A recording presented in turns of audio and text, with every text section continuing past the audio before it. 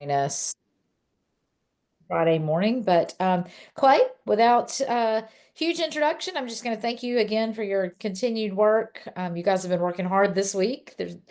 And we just give us an update on what's going on and what to expect when we come back from spring break next week. Absolutely. Well, thank y'all. And yes, we have been working really hard this week over the past several weeks, really on the PBM bills. They eventually the Senate narrowed it down to one bill um, that was introduced on Tuesday, passed out of committee on Wednesday, and ultimately passed out of the Senate on Thursday. Several big changes. It definitely got a lot better.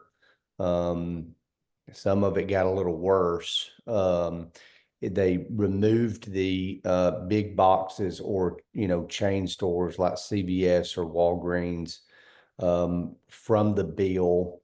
We're still getting, the impact on that will be, dependent on the business, how many of their employees get their prescriptions filled at big boxes. So they won't be impacted if you go to a big box, you're not going to pay the dispensing fee. But if they go to independent pharmacies, they will the fee will be assessed there. So, again, it depends on the business and the amounts of their employees that go to independent pharmacies. And they removed specialty drugs. Um, that's certainly a plus, but it really only accounts for about 2% of total scripts. But the specialty drugs are generally extremely expensive drugs. Um, the fees obviously are still in there, but again, they only apply to independent pharmacies. And one thing that we are concerned with that we'll be working to remove from the bill in the House is I think the Senate, probably were the rank and file senators probably didn't think about this as much as everything else. But a private right of action was added in there that we believe could be very detrimental. Um, um, Not sure if the trial lawyers, I would assume that they put that in there.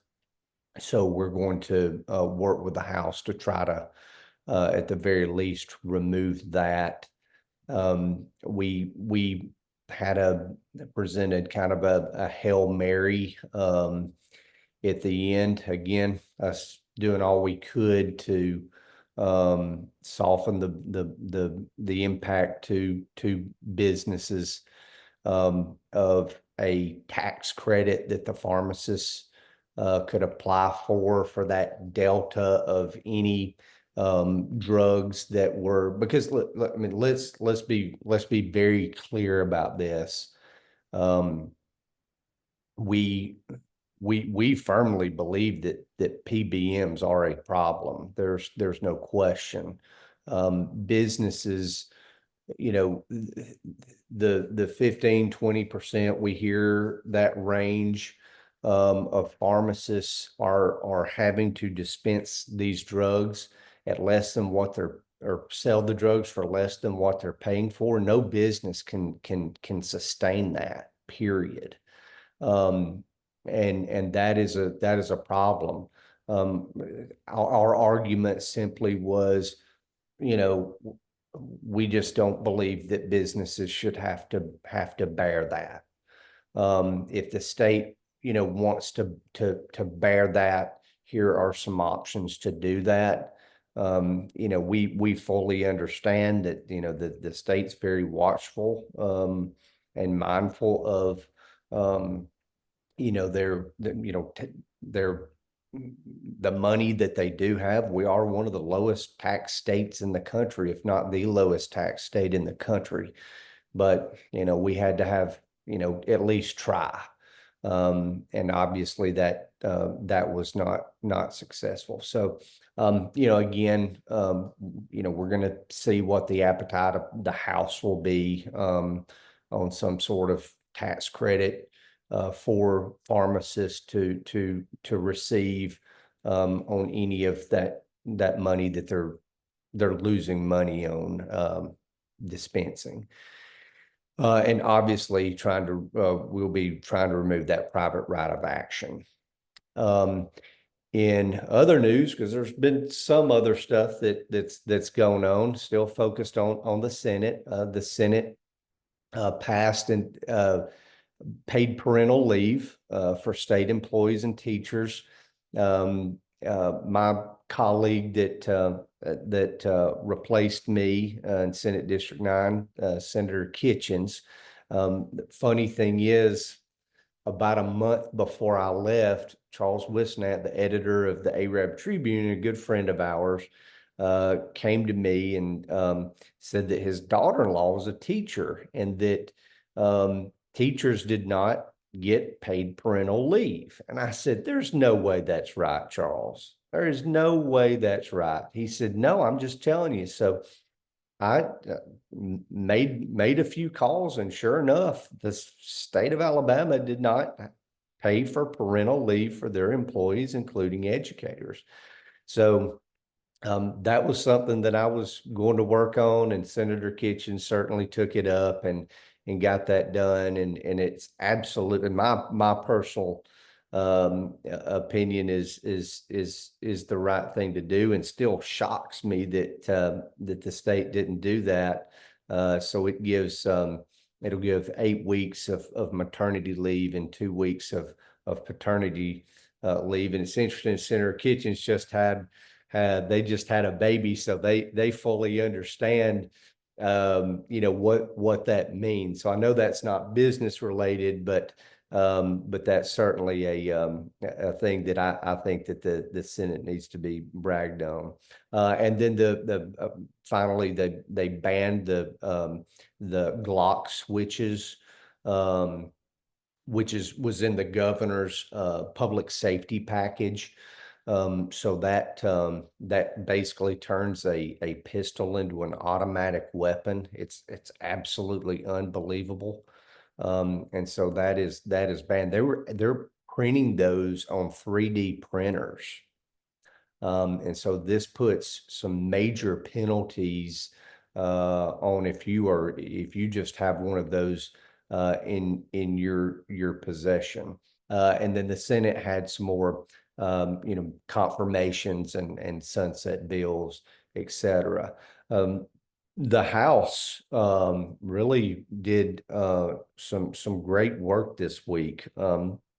They passed and in my opinion didn't get as much fanfare as they should have, but they passed $192 million in tax cuts this week, which will go on to the Senate.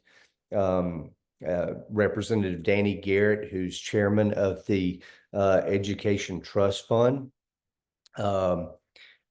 is sponsored all four of these bills.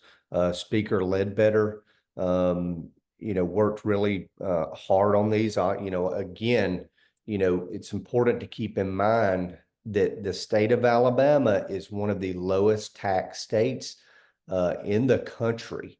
And so when you have these groups calling for tax cuts, they have to be very strategic on what those are, so they don't cut their nose off to spite their face. When we have an economic downturn, and we know that eventually that will happen at some point. So 192 million is major tax relief for the people of Alabama.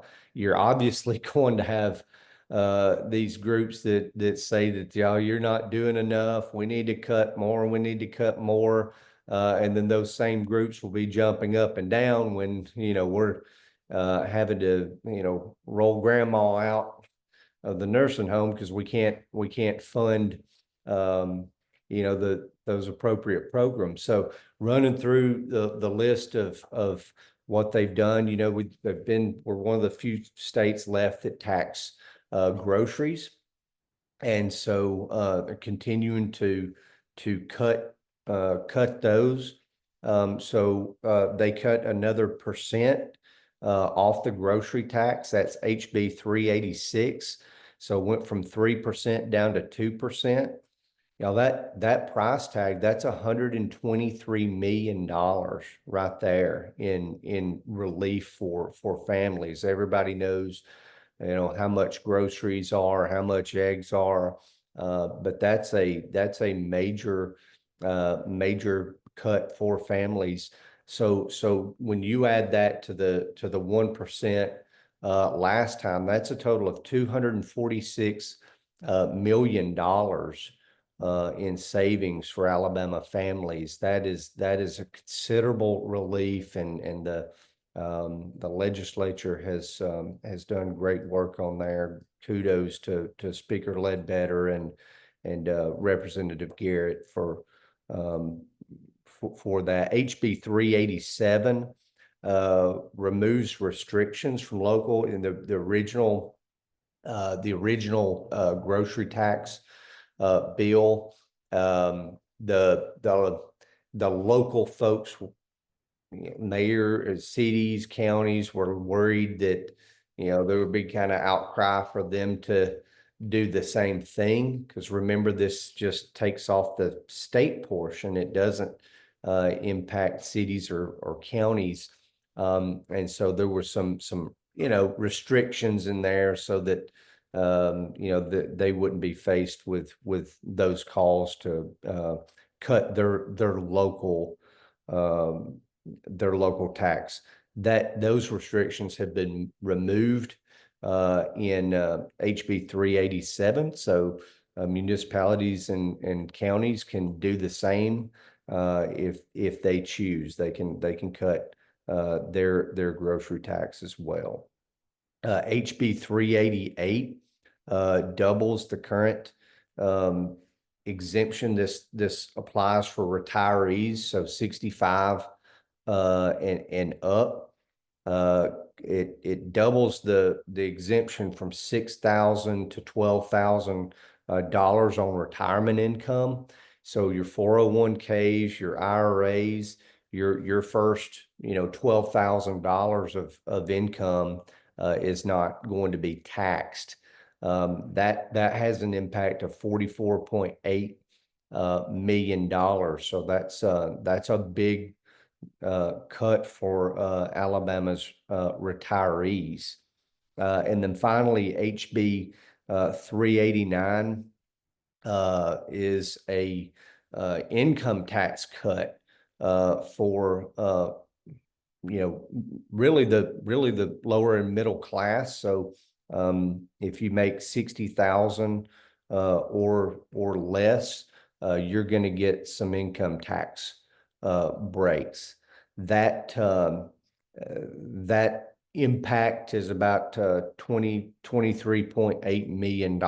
So considerable tax relief there for Alabama families. So again, total you're talking $192 million that is freed up now. That what that means for the chamber world is that's 192 million more dollars that hopefully is going to be spent in your localities and in your membership, and hopefully generate some additional jobs. So very proud of those efforts. We think that they're certainly well thought through to make sure that it's not gonna break the bank later on. Um, so coming back, obviously, the legislature will have their second break next week. We are very glad of that. We know that they're glad to have another break as well. And then when they come back, and in the meantime, we'll be focused on the continue to work with the House, or starting to work with the House on the PBM legislation, on making that as best as we possibly can. So that, love to open it up for any questions. Clay, can you just kind of, as we kind of come out of the break and kind of into the last part of the session, I know Leader Daniels, overtime tax is starting to make some press now. And then, of course, they'll be working on budgets. So can you kind of, Mhm. are you guys hearing anything? Well, we're, we, I would be surprised that the overtime, tax has any headway. Frankly, the fiscal, bottom line, the fiscal note on that, excuse me, the fiscal note was way off from the actual impact. It was a huge, huge hit to the state. So I would be surprised if that has any headway. You also have the argument that, look, this $192 million dollars, other than the retirement cut, that impacts everybody. So not just people working overtime, that impacts everyone. So I think the thought there is, kind of spreading that relief out, to everyone, instead of just folks working overtime. So I would say never, but I would be surprised, just because of the sheer cost that had. Um, let's see, we've got a question.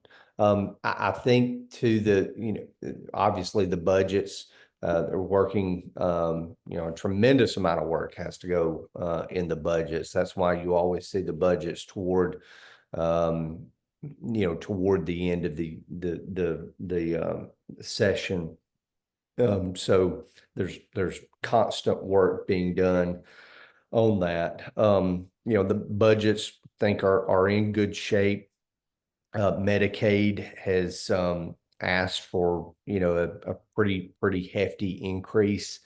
One thing that everyone is watching, well, watching but waiting, really. There's still a tremendous amount of unknowns. Matter of fact, I serve on the board of Marshall Medical Centers, which is an affiliate of Huntsville Hospital. And we had our board meeting last night, and everyone is waiting with bated breath on on the Medicaid reform in DC, of what that's going to look like. Um, it's more than likely going to be less money. Um, the state of Alabama, we fund our Medicaid program with a lot of provider taxes. So that is entities like nursing homes that essentially tax themselves, that can help draw down more federal dollars. Many times it's a 3-to-1 match.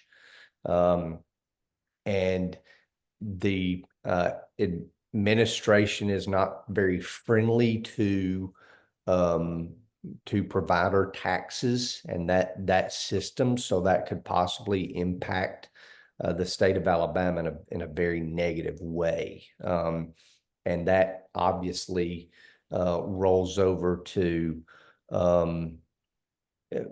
that rolls over to, impacts the rest of the budget because Medicaid is such a huge part of the general fund budget. It is the largest expense in the general fund budget.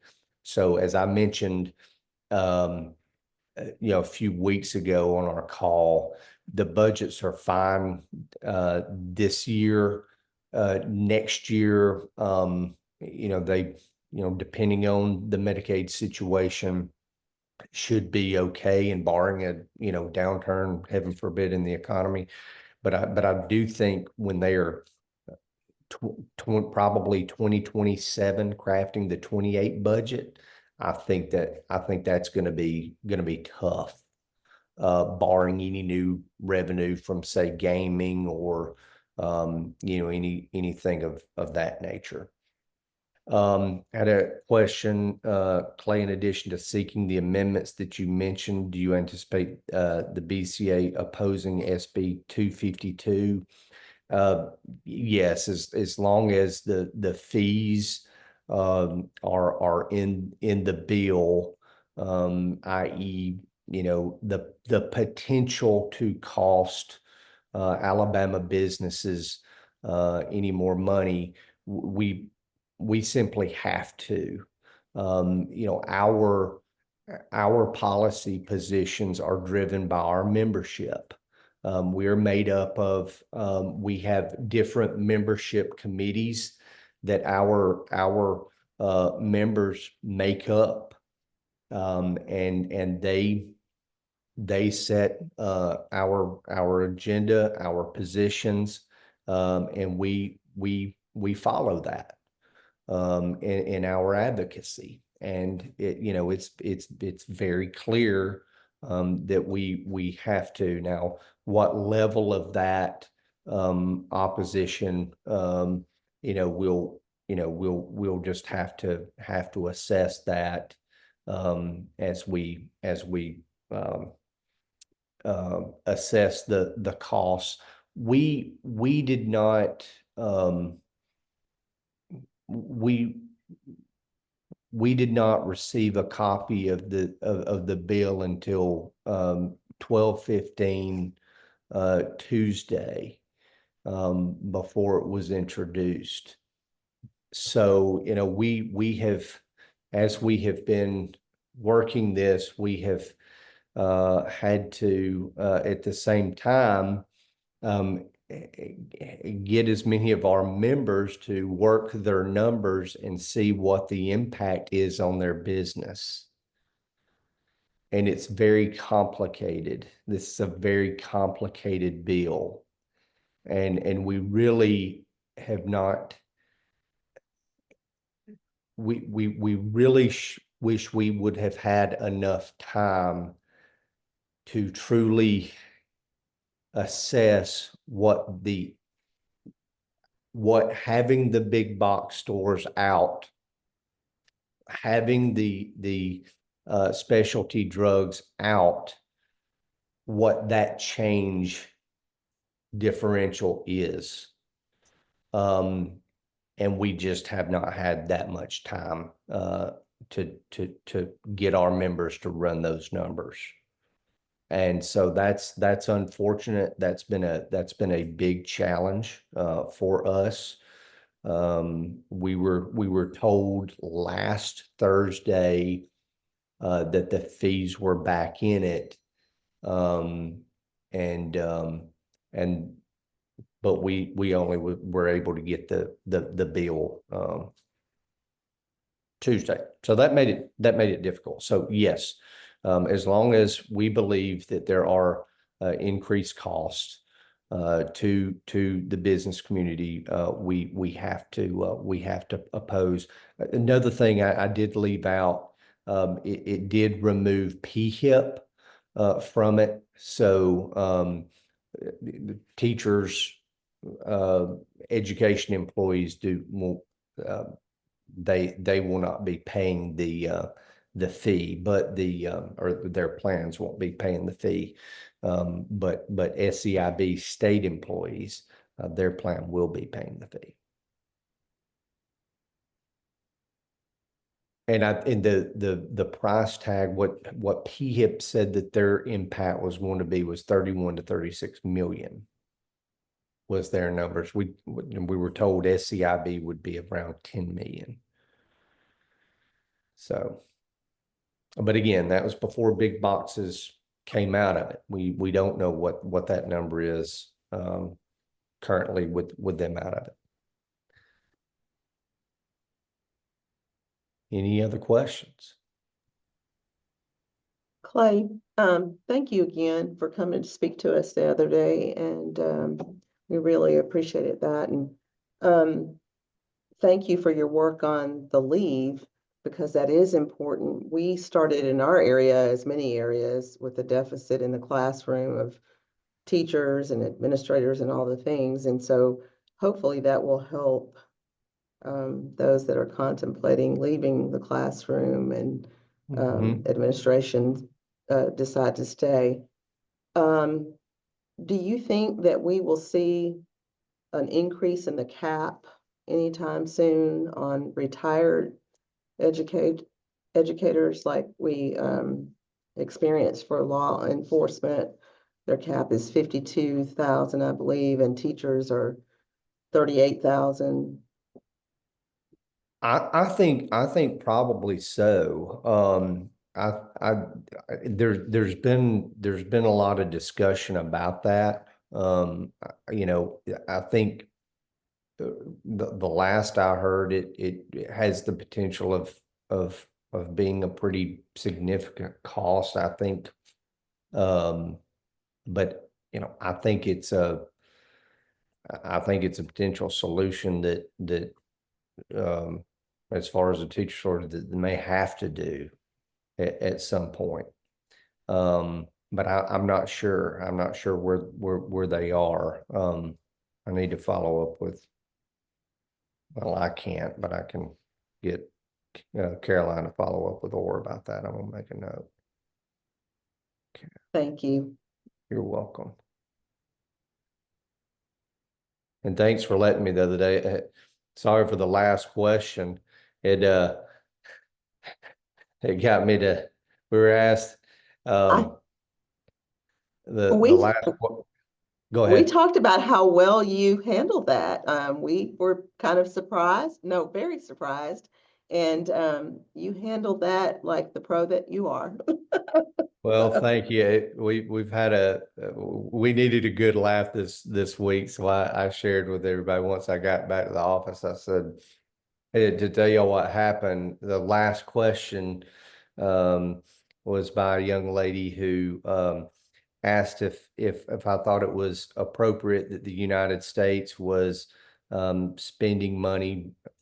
I'm probably paraphrasing, propping up Israel, or would that money be better off and spent in our communities?" And I said, I'm probably going to get in trouble, so I'm going to take my BCA cap off and put on Clay Scofield, who's a foreign policy wonk and that wanted to go in the foreign service. And I answered the question. I don't think it was the answer that she wanted, but I answered the question.